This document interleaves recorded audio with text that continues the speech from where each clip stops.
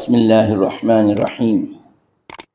فَإِذَا بَلَغْنَ أَجَلَهُنَّ فَأَمْسِكُوهُنَّ بِمَعْرُوفٍ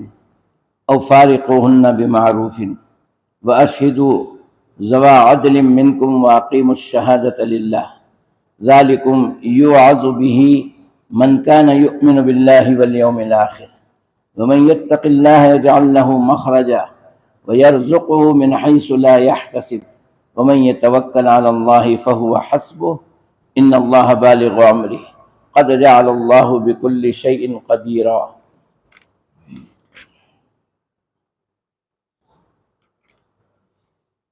پھر جب وہ اپنی عدت ختم ہونے کو پہنچیں تو تم انہیں معروف طریقے سے اپنے پاس بحیثیت بیوی روک لو یا انہیں معروف طریقے سے جدا کر دو، اور تم اپنے میں سے دو صاحب عدل آدمی کو گواہ بنا لو اور اللہ کے لیے گواہی قائم کرو۔ اس حکم کی اسے نصیحت کی جاتی ہے جو کوئی اللہ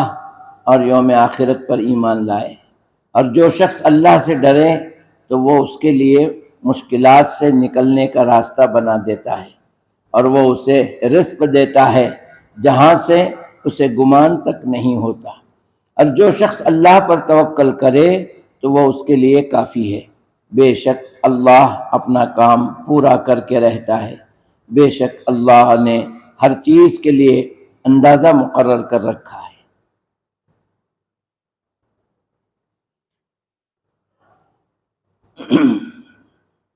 کل ہی کی بات آج مکمل ہو رہی ہے۔ فرمایا گیا تھا جب بیوی کو طلاق دینا ہو تو سب سے پہلے عزم و ارادہ کرو، بغیر عزم کے، بغیر ارادے کے، بغیر سوچے سمجھے یوں ہی زبان سے کہہ دینا یہ صحیح نہیں ہے، اور غصے میں جو طلاق دی جاتی ہے وہ مانی نہیں جاتی۔ اس لیے قرآن کریم نے کہا وَإِنْ عَزَمُوا الطَّلَاقَ، جب تم ارادہ کر لو طلاق دینے کا تو ارادہ سوچ سمجھ کے وتھ پروگرام ہوتا ہے، اس کے علاوہ بغیر سوچے سمجھے آدمی بول دیں وہ لغو بات ہے، اس کا کوئی حساب نہیں۔ طلاق ایک باقاعدہ عمل ہے جس کا طریقہ بھی بتلایا گیا کہ 3 پاکی میں 3 مرتبہ آپ طلاق دیں گے، یہ ایک طلاق ہوگی۔ اس کے بعد 3 پاکی گزرنے تک آپ خاموش رہے تو سمجھو کہ عدت ہو گئی۔ پھر سے آپ لوٹنا چاہیں تو اللہ کی طرف سے آپ کو اجازت ہے کہ آپ نکاح کر کے لوٹ لیں۔ اگر 3 پاکی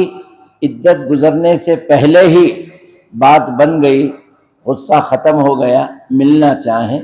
تو پھر نکاح پڑھنے کی ضرورت نہیں، ویسے ہی آپ ساتھ رہ سکتے ہیں۔ دوسری بات یہ بتائی گئی تھی طلاق دینے کے بعد پہلے مہینے سے ہی گھر سے باہر نکال دینا یہ غلط ہے،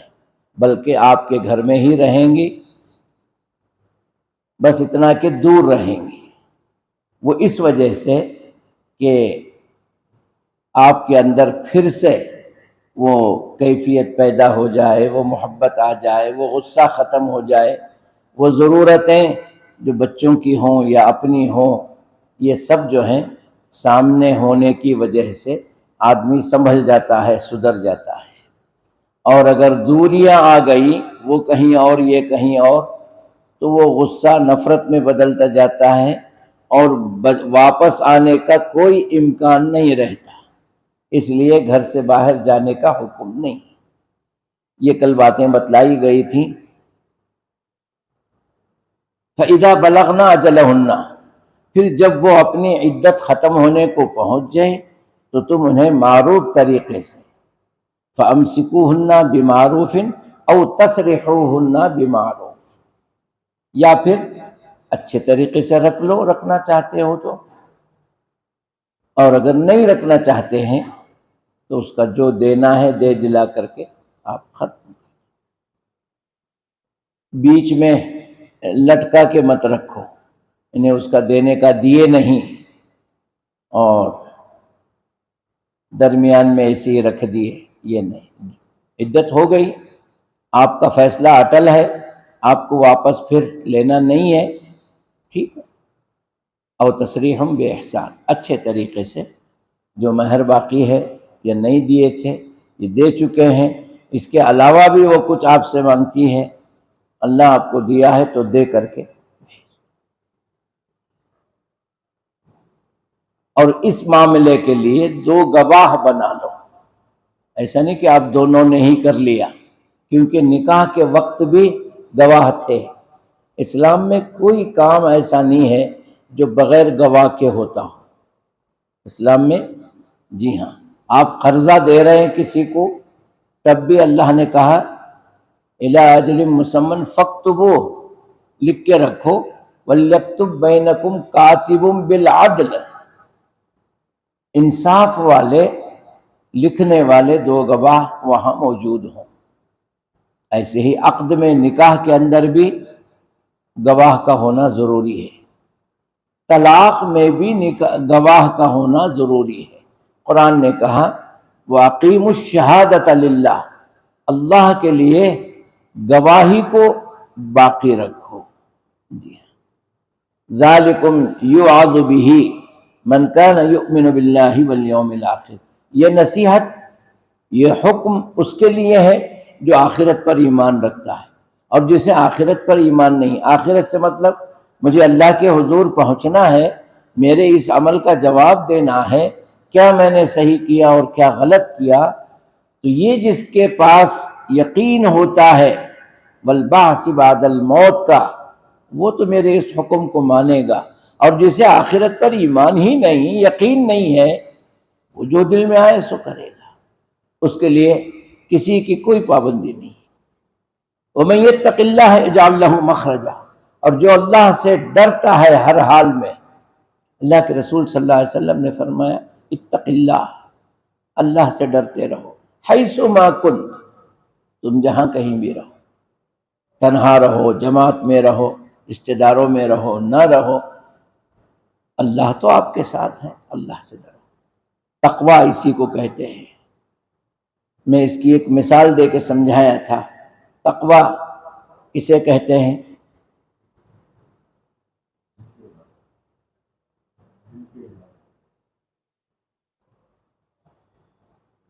تقویٰ، میں نے کہا تھا آدمی یہ سوچے اللہ دیکھ رہا ہے، جیسے کیمرہ دیکھتا ہے اس طرح اللہ ہمیں دیکھ رہا ہے، یہی تقویٰ۔ جب ہم یہ سمجھیں گے اللہ کو ہمارا حال معلوم نہیں ہے، پھر تو روزدار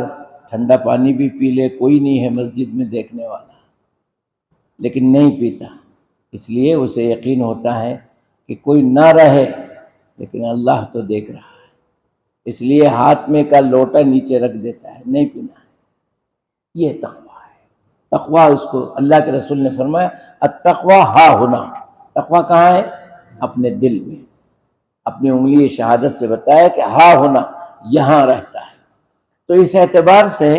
انسان کو اللہ سے ہر حال میں ڈرتے رہنا چاہیے،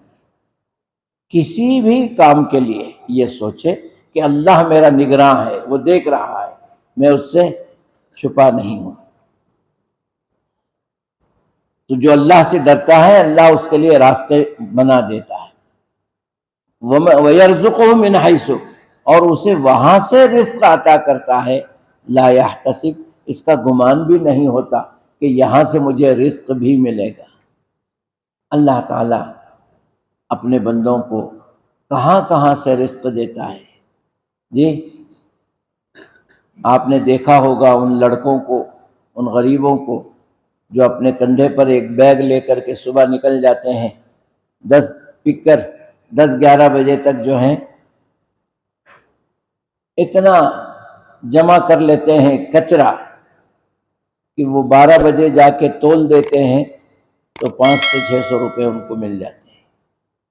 پیپر کا، پلاسٹک کا، لوہے کا، فلاں ٹھکاں جو کچھ ہے، کچرے میں اللہ رزق دے رہا ہے۔ اب اللہ جسے جہاں سے رزق دے دے، جی اللہ کے انداز رزق دینے کے الگ الگ ہیں۔ آپ کسی قصاب کو دیکھیے، ایک جان لیتا ہے، اللہ اسے رزق دیتا ہے۔ جب تک وہ جانور ذبح نہیں کرے گا، اس کا خون بہائے گا نہیں، اس کو رزق نہیں ملے گا۔ کسی کے پسینے میں اللہ رزق رکھا ہے۔ ایک وہ کانٹریکٹ دار جس کے پاس 100-150 آدمی کام کرتے ہیں، دھوپ میں ان کا پسینہ نکلتا ہے اور اسے روزی ملتی ہے، یہ اپنی ٹھنڈی چھاؤں میں بیٹھا رہتا ہے۔ اللہ کا طریقہ ہے رزق دینے کا، کسی کو محنت کرنے پر رزق دیتا ہے، کسی کو محنت کروانے پر رزق دیتا ہے۔ اللہ نے فرمایا واللہ یرزق، اللہ وہاں سے رزق دیتا ہے من حیث لا یحتسب، تم گمان بھی نہیں کر سکتے، سوچ بھی نہیں سکتے۔ ومن یتوکل علی اللہ، اور جو اللہ پر اعتماد، پکا بھروسہ، توکل کرے، فہو حسبہ، اللہ اس کے لیے کافی ہے۔ جی ہاں، کسی اور کی ضرورت نہیں ہوتی، لیکن توکل اللہ پر مکمل ہونا چاہیے۔ ان اللہ بالغ امرہ، بے شک اللہ اپنا کام مکمل کر کے چھوڑتا ہے، جو اللہ کا ارادہ ہوتا ہے وہ ضرور پورا ہوتا ہے۔ قد جعل اللہ لکل شیء قدرا، اللہ تعالی ہر بات کے، ہر چیز کے بارے میں ایک وقت مقرر کر رکھا ہے، یہ اس کا فیصلہ ہے، اس کے حساب سے وہ کر دیتا ہے۔ اللہ تعالیٰ سے دعا ہے کہ اللہ ہمیں اپنے ایمان کو پختہ کرنے اور زندگی کی غلطیوں سے بچنے اور اپنے معاملات کو اللہ پر توکل کر کے اس کو سدھارنے کی توفیق عطا فرمائے۔ سبحانک اللہم و بحمدک، اشہد ان لا الہ الا انت، استغفرک و اتوب الیک۔